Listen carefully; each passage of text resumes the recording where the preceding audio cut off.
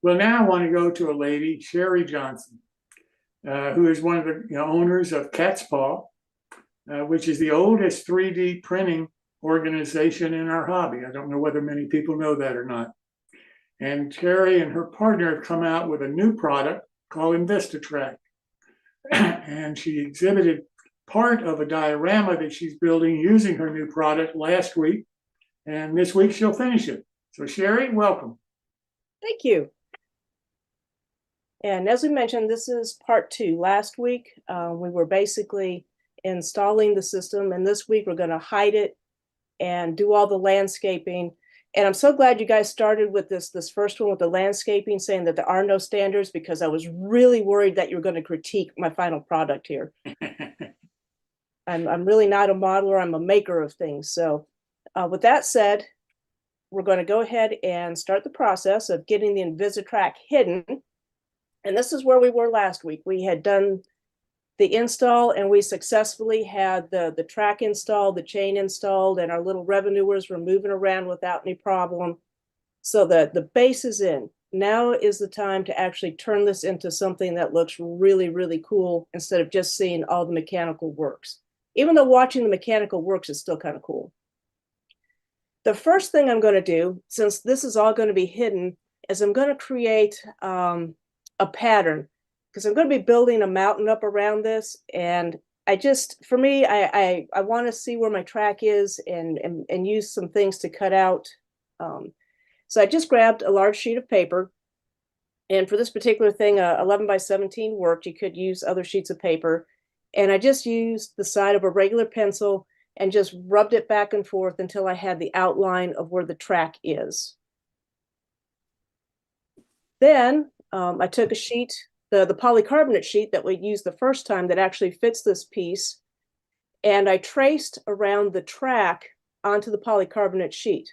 Now, previously, or a lot of times, my landscape is going to be flat, and I would just attach the flat sheet to that. But this time, I'm going to have mountains built up. I'm going to have a little pond in the center, so I'm going to have varying heights in my landscape.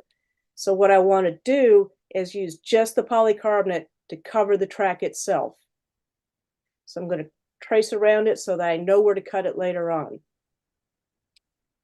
I'm using my paper template here, cut out a section, because I'm going to put that mountain back in the back part and in the right corner. And I'm just using pink foam that you get from Home Depot. You get it from Lowe's, it's green. Home Depot, it's pink. It's the foam insulation stuff that's like, what, 1 inch, 2 inches thick. Found this stuff a couple of years ago, and I love it. I also use some scraps of some foam core board. You can use whatever you've got laying around to build up your landscaping. I mean, you guys are probably better at this than I am. Again, just using my template to cut out more pieces to fill in the center, to make sure that I'm building up around the track and where I want different grades, different heights, because I'm going to have some stuff in the back. What is that? That would be the back. Don't know my left from my right. Left-hand corner is going to be a little bit higher. We got some spots that are going to be lower. So I'm just cutting out the pieces and gluing it into place around the track, which we've already permanently mounted to the base. Next up, cutting in. I did find out, because I have one of those nice heat foam cutters that has the nice metal rod on it to cut. I don't think it was meant to cut pink foam, because it burned more of my foam than it cut my foam. It melted it and it made it drippy, but it got the job done. I probably should have just stuck to the box cutter, but I was trying to be a little quick. So I'm trimming out my mountain here, use the foam cutter, use the box cutter, which has made some scraps. Now, one of the things you definitely want to make sure you don't have is any scraps or debris in the track and where the gears are, because that will bind it up and stop the system from operating. I used my shop vac and sucked everything out. Then I went back with the blowgun I have that I dry things, and I blew stuff out just to make sure I got all the scraps out of there. Next, I want to test, because I've got the mountain in, I've got the landscaping in, but I need to make sure that I've cut it back enough so that my little revenuer guys aren't going to run into it. And I noticed that a couple of spots, he gets real close there, he scrapes the wall. It's doing pretty good there, close there. comes around the corner. Obviously, I've got something stuck in a track somewhere, little glitch. I missed something, even as careful as I was. But for the most part, my clearances are looking good. My figures are moving, they're not hitting anything. So I'm good to go to continue with my landscape. Now, later on, I'm going to use real dirt and the turf powder to landscape. Now, all that stuff needs to stay out of my track. Don't want to get it in there after we're done. So in this case, I just used my string and I used that to line the edge of the InvisaTrax track. And I'm doing that so that later on, all that little fine particle and dust doesn't get in there. You could do many different techniques here. If this had been a routed channel, you could have just attached this over the top. But since I'm building up around this, I used the string. It was flexible, it was easy, and it was the height that I needed to fill in the space. So with my trusty hot glue gun and a few burns later on the fingers, I hot glued the string all the way around the track, making a nice seal so that nothing can come in from either side to get into my track system. Needless to say, after you get it all glued, you want to clean up all of those nasty hot glue strings that get everywhere. I don't care how careful you are, hot glue strings. So we've got to clean everything up, double check it. We're going to run the track again. And I'm running this at fast speed. Because if something's going to bind it, it's going to bind it when it's running fast. It'll hit it and lock up the chain and not make it move. Everything's moving fast, so it looks like I got everything out. None of my hot glue is in there. My trim around my track is looking pretty good. We're going to go back to the polycarbonate sheet that we had traced the track pattern onto. And basically, I'm going to cut around where I traced. I'm going to give myself probably, I think I did like a 1/2 inch, 3/4 inch leeway around the outside of the track. I want enough overlap so that it goes over the edge of the track and over the string. Having been a seamstress in a previous life, I would call that my seam allowance. I think it still works here. It's my seam allowance to make sure that everything is covered. And I'm basically going to cut it and trim it back until it fits into all my little curves in my landscaping and make sure that it's covering the track. And I'm just going to slide it into place there. And you can see that the polycarbonate is just over the track itself because I'm going to be doing multi-layer level landscaping around it, which is my first time doing that actually. So I'm going to temporarily attach this, and I'm going to use my double-sided tape, and I'm just going to put the double-sided tape into places that have large overhangs, like where I've got some of my tabs where we mounted the system. And I'm going to test to make sure that, again, everything runs smooth, that when you've got the polycarbonate on top, it's not binding. I don't have it too tight, or that my string is too tall or too short. Knowing that the system is working good, I'm now going to go around once again with my hot glue gun. I got quite a workout with this project. And I'm simply going to mount the polycarbonate sheet to the string by running hot glue underneath that overlap and up against the string. And I'm filling this in. You can see up here in this right-hand corner picture, I'm filling it in with a lot of hot glue. Again, I don't want those loose materials that I'm going to use later on to get into my track system. If I could hermetically seal this, I would have, but hot glue was as close as I could get. And you can kind of see it's all the way around.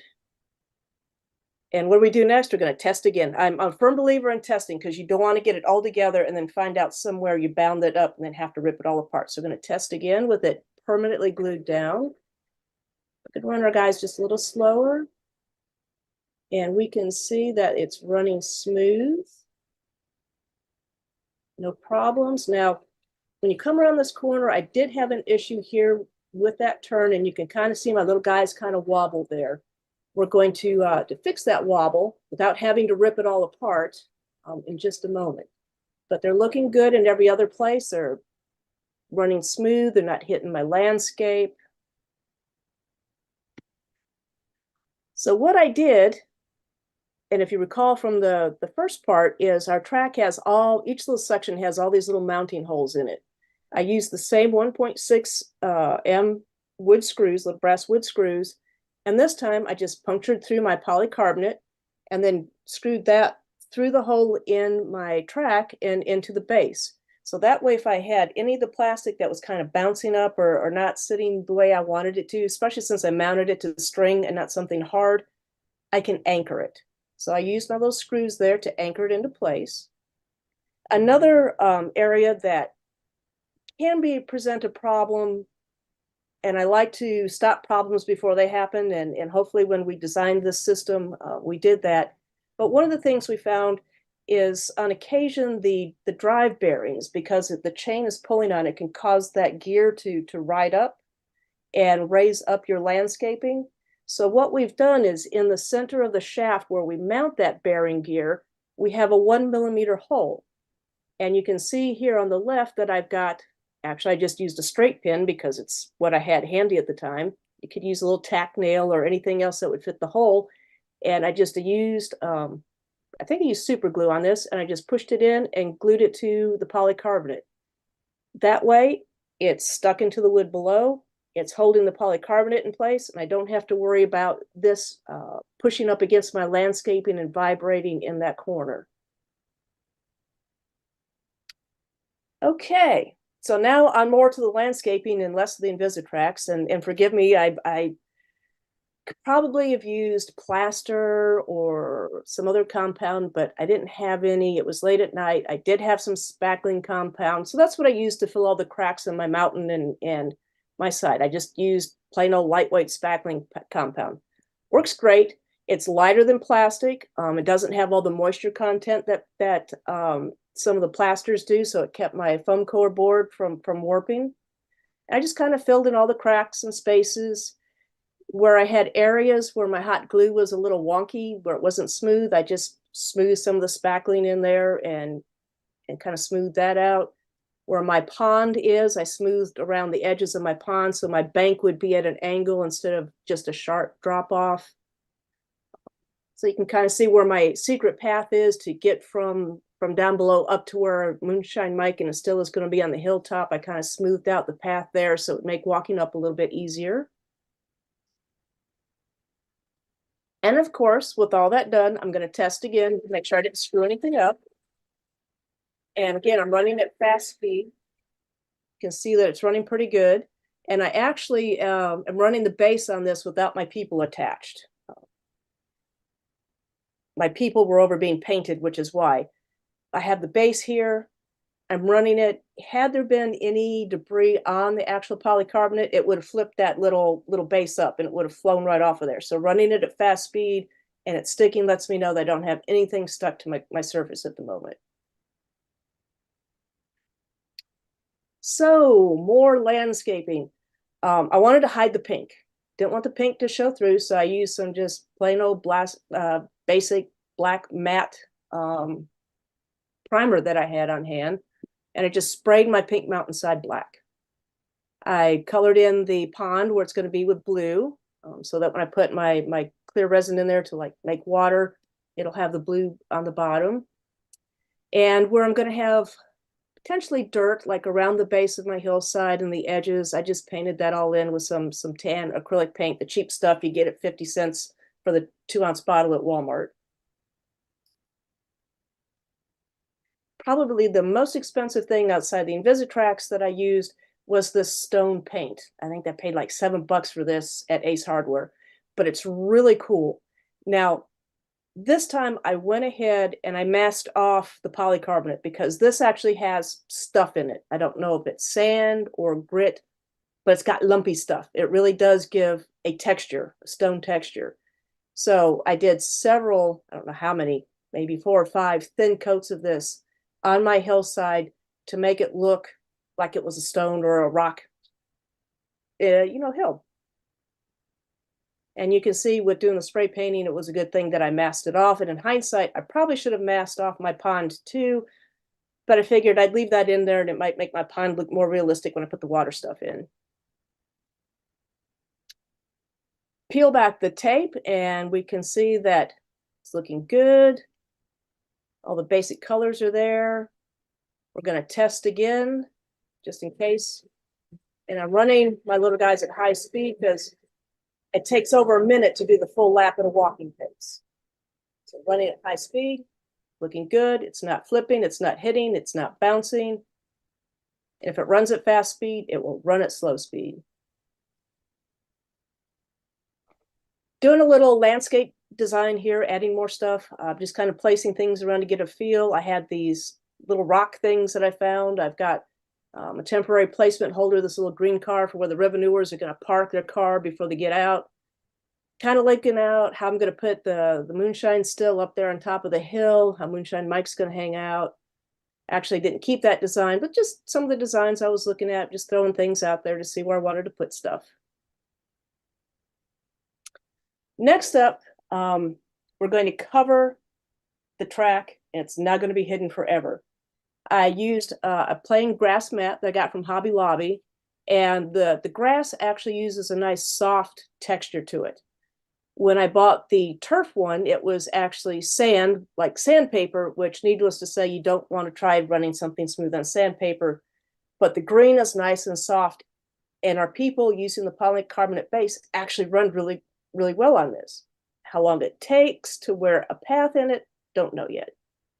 So I'm going to use some spray adhesive, and I'm just going to glue this down on top of the polycarbonate and on top of the other flat landscape. I'm going to have to cut out my pond. I used Elmer spray adhesive, never doing that again. It is very liquidy, and you can see in the big photo, the little dark patches, it actually, the moisture bled through the mat. I was shocked. Normally I would use Gorilla, their spray adhesive. It's great. It's tacky, doesn't bleed through, but I was out, used what I had. It works, but I don't recommend it. You guys probably know better about these things than I do, so you would have said, yeah, don't use that. So we get that on there. I cut out the pond, and now you're wondering, okay, everything is covered. How are we going to know where to put our revenuers? We can't see the magnets anymore. Well, we have a solution for that. We have our magnetic field viewer. And this is kind of cool. I don't remember if you remember back in school, but used to have the little iron filings and the magnet would stick to them. Well, this is iron filings in like a little green gel. So when the magnet comes underneath, the magnet image pops up, becomes those little dark spots. So what I like to do is there's a spot on my layout where I know the track is going to come, which we know it comes close to the edge in this front left-hand corner. It's going to place my magnetic field viewer over that, run my track on slow until my magnets show up. As my magnets show up, I'm going to stop it, and then I can put my revenuers on it. And once my revenuers are on it, we test again with the green. And this time we're going to let it run at kind of like walking speed. And you can see that they're actually moving really smooth over this green mat, which I was shocked. This is one of my new tests. And we can see they're moving pretty good here. You can see I kind of decided, ooh, look, I've got beavers. I might put some beavers on the layout. And I could let this go, but it's going to take, like I said, it takes a whole minute to do the lap. I'm going to wait and do the whole lap when the landscape is done. Adding more details. Now for the still, I wanted to have a fire effect underneath. And we do the flickering campfire, so I just use the same LEDs, the little Pico LEDs, the flickering LEDs that we use in our campfires.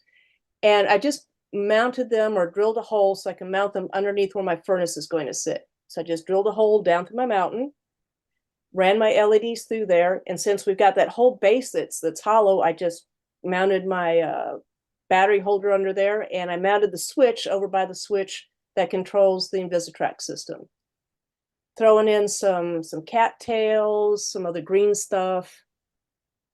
Just actually with the landscaping, I was winging it. Little close-up up at the top of the way I actually finally finished off getting Moonshine Mike up there. So we got his still, we got the fire going. He's leaning up against a tree. We got some jugs. We got some crated mason jars. He's taking a nap because he knows revenuers aren't going to find him. We got the revenuers down below. We've got the beavers over there and the cattails hanging out in the pond. Don't have the water in the pond yet, but we're working on it. Okay, we're now going to test. And we're going to test going clockwise first. And I always recommend testing fast speed, low speed, and going both directions, clockwise and counterclockwise. That way, you know that nothing's interfering with the system and you're not going to be hitting anything. And he just got tweaked by a couple of cattails there that I needed to move. But looking good. We go the other direction. We can see them cruising around down here. Oh yeah, we added the snake. That was Yolanda's idea. She said we had to have a black snake coming out of the water. We're still debating if it's a friendly black snake or if it's a cottonmouth water moccasin, but I'm going for friendly black snake because I don't like non-friendly snakes. Okay, we've got smooth motion going both directions, so that is making me very happy at this point.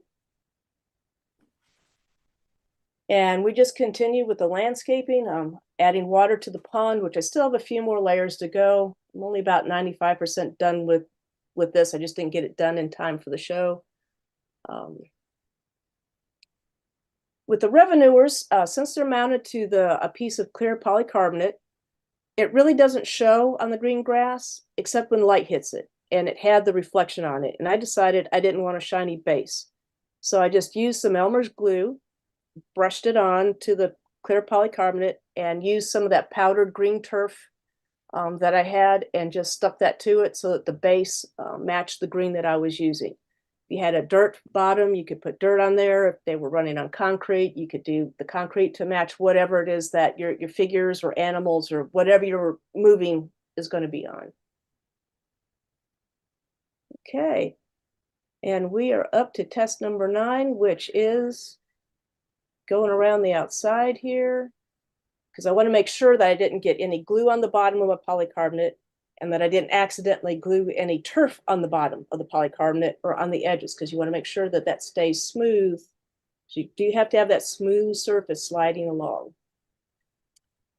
And if for some reason it's not smooth and you can't get it smooth, a great thing that I found that you can put on the bottom is Kapton tape, something I use on the 3D printers. It's super smooth. I've also put it on the bottom of my my mouse when my mouse feet wore out. Brings it back, makes it nice, smooth, and slick and slidey. Okay, some close-ups of how I had the final done. I added the Moonshine Mike. He's got to have a rifle up there just in case the revenuers find him. We've got the snake coming out of the water. We got the beavers and the cattails. Like I said, I still have to do some hiding and some water and stuff, but we're there. And we've got the car in place now. It's like we are done, except for the landscaping, and we give it its final test run. We can see him going around. And I actually filmed this outside yesterday in the wind, so it's pretty cool because the wind actually has my trees moving, which was an unexpected benefit in filming this. And we can see that they're moving around. Moonshine Mike is napping. He's not concerned. They can't see him up there. Oh, you can actually hear the birds chirping too. That's kind of cool too. Okay. And that's kind of it. Everything in this layout, the InvisaTrax transport system, we use the expanded set, so all the parts are in the expanded set. We used our revenuers, the build-a-still that we do, the mason jars, moonshine jugs and crates, beavers, snakes. These are all things that are available for purchase in our store. Additional materials that we used, just landscaping stuff that I had around. I actually used dirt from the field in spots, some tree pieces, the mat that I was talking about, the stones, the paint, the glue. Like I said, all the stuff that you guys who do landscaping on a regular basis probably know about. And I'm open for questions.